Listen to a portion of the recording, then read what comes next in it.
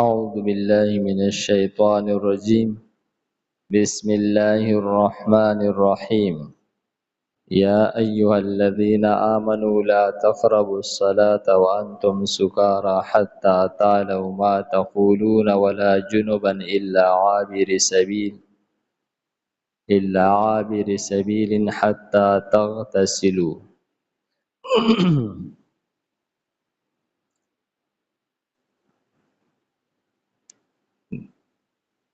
دی مخی آیتونو سره د دې آیت ربط دا دی مخی آیتونو کې آغا امور ذکر کړل چې پای سره د کورنۍ او د معاشري د ظلمونو روکتام کولای کی یعنی کمی خبرې چې د حقوق العباد سره تعلق ساتي دی آیت مبارکه کې هغه آداب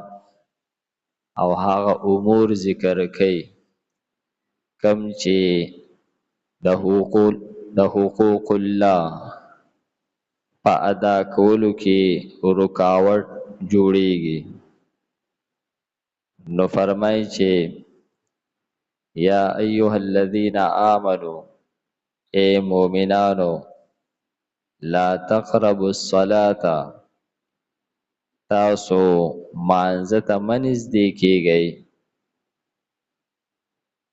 وانتم سکارا په داسې حال کې چې تاسو په نشه کې یئ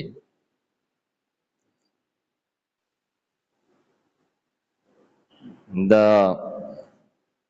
شرابو په باره کې اول قرآن پاک کې دا حکم راغی چې په جواری او په شرابو کې د خلکو سپیدی هم شته دی او په دې کې نقصان هم دی او د دې نقصانونه د دې د پیدې نه سیوا دي دویم آیت د شراب مبارک بیا دا ذکر شو چې تاسو د نشي په حالت کې منځ مکوئ او بیا دا ګوی چې د مخکې نه ذهن سازي وه ځکه چې نشه یو داسې شی دی چې د هغې پرېښودل دا په طبیعت باندې ګراني د مخکې نه د هغې یو نفرت په ذهن کې پیدا کړلی شو او بیا د هغې د پرېښودلو حکم په بل آیت کې وکړلی شو چې رجس من عمل الشیطان دا پلیتی دا شیطانی کار دی فاجتنبوه نو تاسو د دې نه ځان وساتئ دا مه کوئ د دې آیت په شان نزول کې فرمایي چې صحابه کرامو یو دعوت کړو صحابه کرام را جمع شوي او د شرابو حرمت لا نو راغلی نو هغه دعوت چې کله هغوی وخوړلو نو بیا پای پسې د شرابو محفل هم و او هغه داسې و په هغه وخت کې لکه مونږ چې د روټۍ نه پس د چي څکلو انتظام کوو نو د شرابو د محفل نه وروسته بیا چې کله د مانځه ټیم شو صحابو مونځ کولو نو سوره کافرون په مانځه کې وي خو هغه مونځ کې سوره کافرون ګډوډ وي نو پای باندې آیتونه نازل شول چې تاسو د نشي په حالت کې بیا مونځ مه کوئ نو تاسو مه نږدې کیږئ مانځه ته او مفسرین فرمایي چې یعنې د مانځه ځای ته مه نږدې کیږئ یعنې مراد د جومات دی جومات ته مه نږدې کیږئ یعنې مانځه له مه ځئ مونځ مه کوئ په حالت د نشې کې نو د دې نه مراد دا دی، د دې مراد دا نه دی چې تاسو هغه مونځ پرېږدئ، خو مراد دا دی چې تاسو په کم وخت کې مونځ ټیم دی نو پای کې نشه مه کوئ. وانتم سکاره چې تاسو په حالت د نشه کې، حتی تر دې پورې تعلمو چې تاسو پوه شئ ما تقولون چې تاسو څه وایئ. صحابه کرام په هغه مونځ کې سوره کافرون غلط وی، نو یې فرمایل چې تاسو مونځ په داسې حالت کې مه کوئ چې تاسو دومره نشه چې تاسو په خپل الفاظو نه پوهیږئ چې تاسو څه وایئ. او د دې تحت مفسرینو او فقهاو ډیر مسائل ذکر کړي دي. فرمایي چې تاسو کله یو کس مونځ کوي، نفل مونځ کوي او دله خوب ورغلی دی او د باندې د خوب غلبه راغله، دې دغه نفل مونځ پرېږدي نه دی کوي. او دا حدیث شریف کې هم راغلی دی چې کله تاسو مونځ کوئ، بخاری شریف حدیث دی،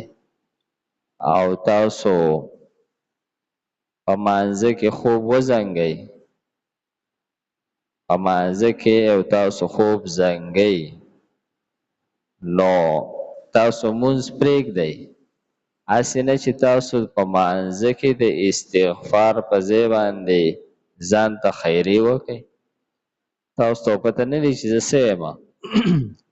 تو په خوب کې د خوب غلبه ده په تا باندې، نو ته هسې نه چې د استغفار په ځای باندې ځان ته خیرې وکئ. نو فرمایي چې د خوب د غلبې په وخت کې هم نفل مونځ چې دی دا پرېښودل پکار دی او خپل خوب پوره کول پکار دی. یا یو سړی ډیر زیات وږی دی او روټۍ تیاره ده، نو دله لاول روټۍ مخکې کول پکار دی، ځکه چې د پوره مانځه کې و بیا د توجه چې دی هغه روټۍ طرف ته شي، نو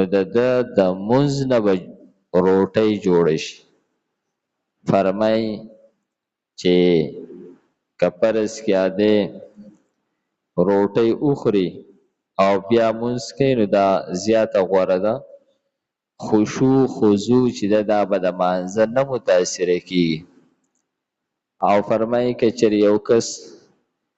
ګېډه درنی یعنې ده ته د باتروم ضرورت دی، نو په هغه حالت کې هم دله بیا مونځ وروسته کول پکار دی، ځکه چې مونځ خو محض د سر نه هغه فریضه گزارول نه دی، بلکې په دې کې د خشوع خضوع خیال ساتل پکار دی. نو لاول دی هغه خپله خېټه سپکه کړي او بیا دې مونځ کوي. او دغه شانتې که څوک وظیفه کوي، څه معمولات کوي او دی خوب زنګوي، نو د ده لپاره لاول د خوب پوره کول دا ضروري دي. ځکه د وظیفې کولو مقصد خو د الله تعالی یادول دي، نو چې ته خوب زنګوي نو دا خو یادول په دې کې اډوره نغلل، د ذکر هغه مقصد په دې کې حاصل نشو،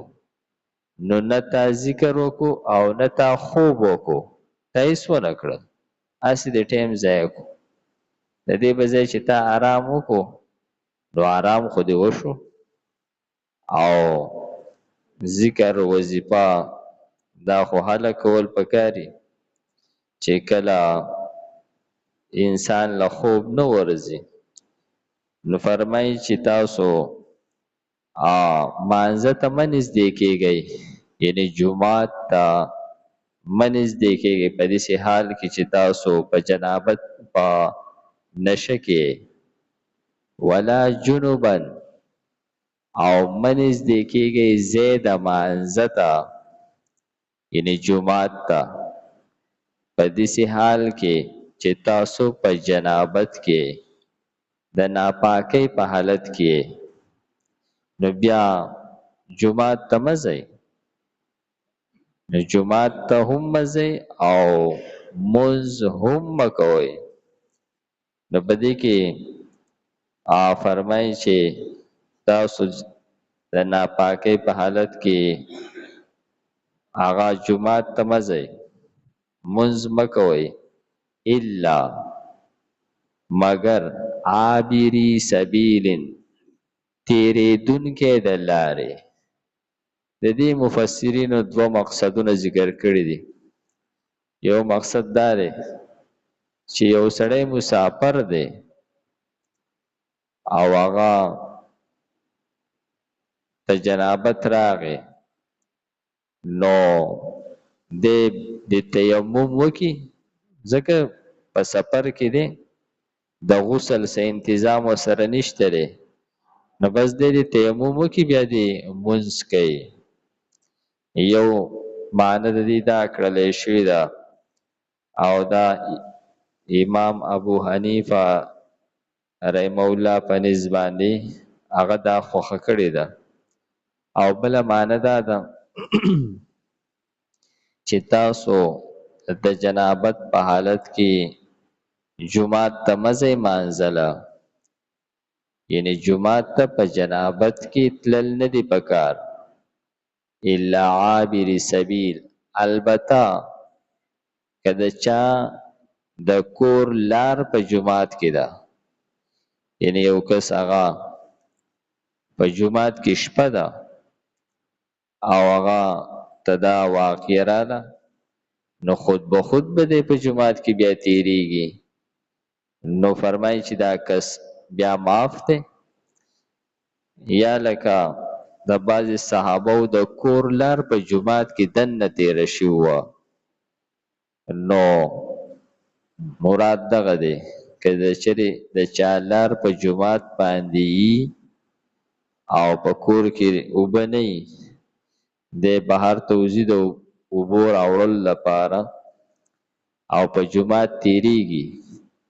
نو د لپاره رخصت دی بغیر د تیمم کولو نه تیریدی شي. البته که دی تیمم وکړي نو دا ډیره غوره ده. نو فرمایي چې تاسو جومات ته مه نږدې کېږئ مګر په داسې حالت کې چې تاسو په جنابت کې. البته که تاسو صرف تیریدونکي په لاره باندې په جومات کې نو دغه رخصت شته دی حتی تر دې پورې تغتسلو چې تاسو غسل وکئ. فرمایي چې غسل کول د جنابت لپاره دا هغه فرض دی. البته که چېرې یو کس بیمار یا په سفر کې نو مخکې د هغې دپاره احکامات را روان دي. یا ایها الذین آمنو اے مومنانو لا تقربوا الصلاة مه نږدې کېږئ تاسو ځای د مانځه ته جومات ته وانتم سکارا او یې تاسو په حالت د نشه کې حتی تر دې پورې تعلمو چې تاسو پوه شئ ما تقولون چې تاسو څه وایئ ولا جنوبا او نه په حالت د جنابت کې الا مگر عابری تیریدونکي سبیلین د لارې حتی تر دې پورې تغتسلو چې دی غسل وکړي. الحمد لله رب العالمين والعاقبة للمتقين والصلاة والسلام على خير خلقه محمد وآله وأصحابه أجمعين. پروردګار موږ ته د قرآن پاک سمجھ بوج را نصیب کړي، د مرګ نه مخکې د عمل کولو توفیق راکړي. وصلی الله تعالی علی خیر خلقه محمد و آله و اصحابه اجمعین برحمتک یا ارحم الراحمین.